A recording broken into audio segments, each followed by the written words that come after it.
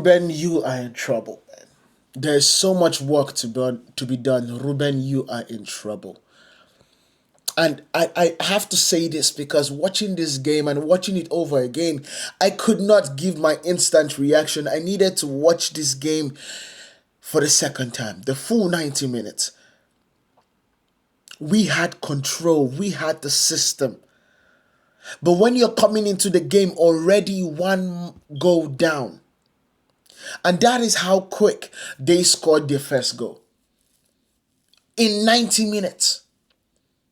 In 90 minutes, they had 1-0. We came into this game already 1-0 down. And when you're coming into this kind of game already 1-0 down, brothers and sisters, you cannot make the mistakes we made. You just can't. I do not understand it. You can't convince me any way else. You can't make the mistakes we made. You just can't. First and foremost, I have to say this.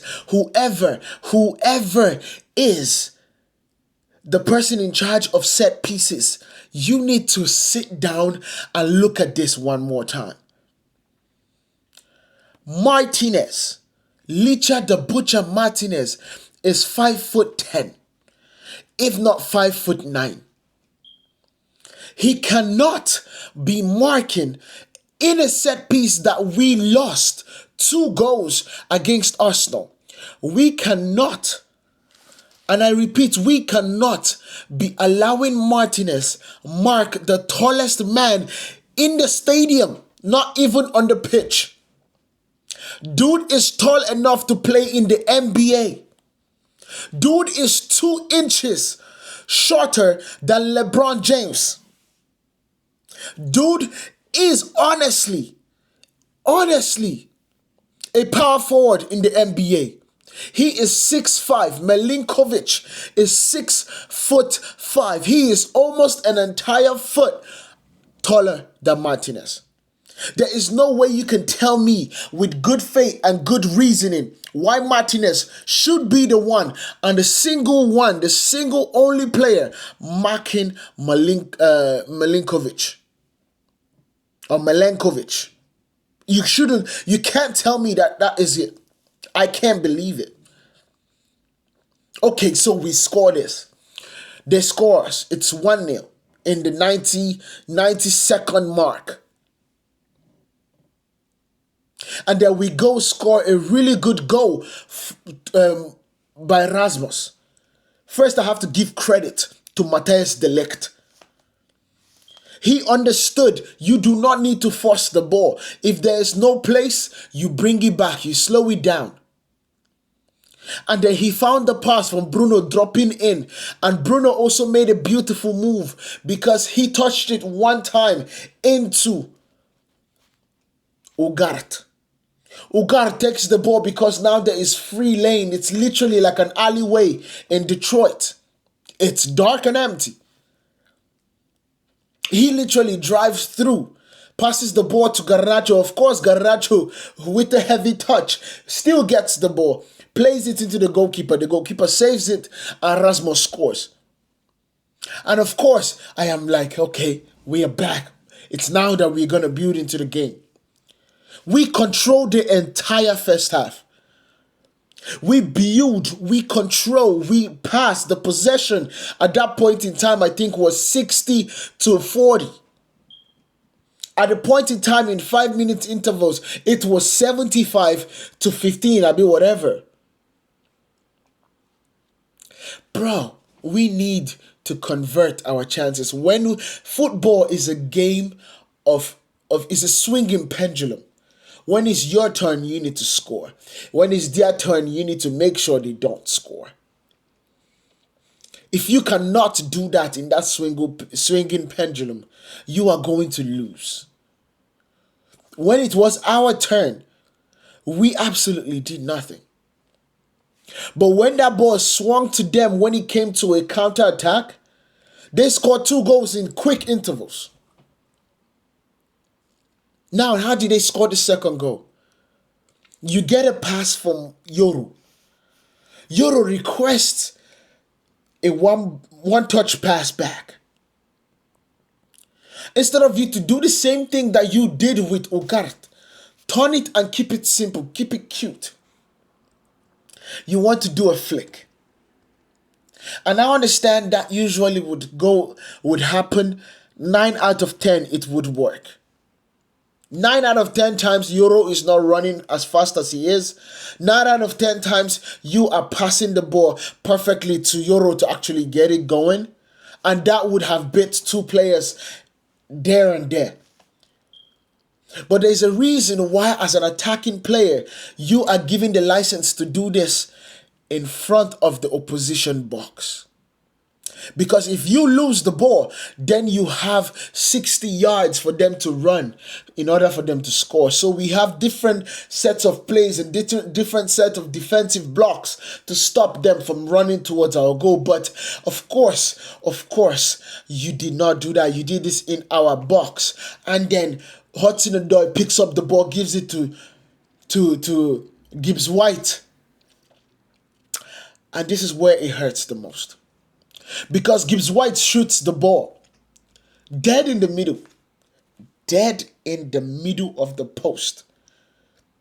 It has a little knuckle to it. There's a little swerve to it. But my God, Andre Onana. My God. Brother, you are from Cameroon.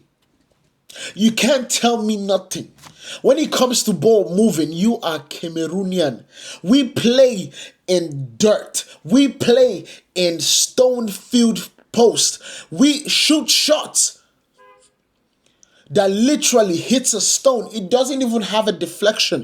It hits a stone and moves to the next place, and you can still save it. Brother, the field of Old Trafford doesn't have no stones. That ball did not have any deflection. It came straight at you and then swerved at the last minute. And I know that it is hard, but you have the reflexes of a cat. You should have read that better. You should have read that better. There's no way you're not going to tell me that you did not have the time to read that. And yes, the second goal goes in. He goes in. And I'm like, okay, it's 2-1. It's usually the best thing in football. It's 2-1. You can come back and the pendulum will swing so hard. And what happens? There's a cross from Jota Silva that he did not have anybody in 10 paces. In 10 miles, Diego Dalot was nowhere to be found. In 10 miles, he had time to sit down with the ball, call his girlfriend, tell his girlfriend that, hey babe, I'm trying to have a baby. Call his mama, tell his mama, we are trying. Call his pops, tell his pops that, dad, I need you to come to the house to put in a crib for the baby that is not yet conceived. And then he put back his football boots and cross the ball. Now it comes to Chris Wood. And the beautiful thing about Chris Wood is we said this. He is a threat physically because Chris Wood is 6'2", 6'3", 6'4". He nods the ball without power. I tell you this, there was no power in the ball. He floated the ball right back to where it came from. That is textbook striking 101. We had 2 defenders, a goalkeeper still in the perfect position to literally grab the ball, put a chest through the ball, put his head through the ball, and nobody wanted to take ownership of the situation. Onana did not want to hit his man. And that baffles me because everybody understands that when the goalkeeper is coming for the ball, the goalkeeper doesn't care about who is in front of him. He goes for the ball. And all of a sudden, Onana cares and doesn't want to hit his man. This is physical football.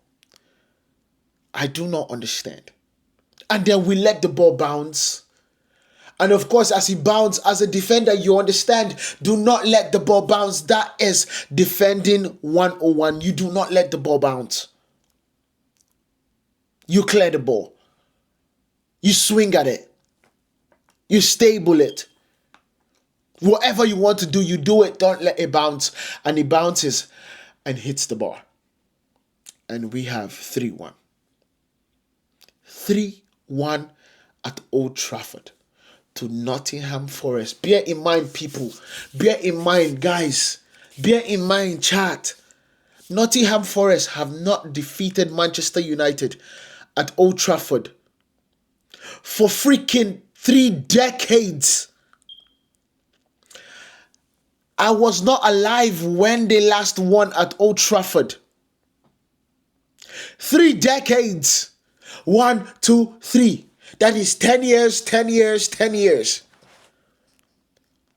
And with this group of players, they just know how to break records. They just know how to break records.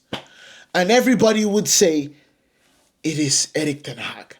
And everybody would say, it is Erik ten Hag. And everybody would say, it was Erik ten Hag. Ten Hag is not there anymore. They are still behaving the way they have been behaving. My God. My word. Now Bruno comes back with a beautiful finish.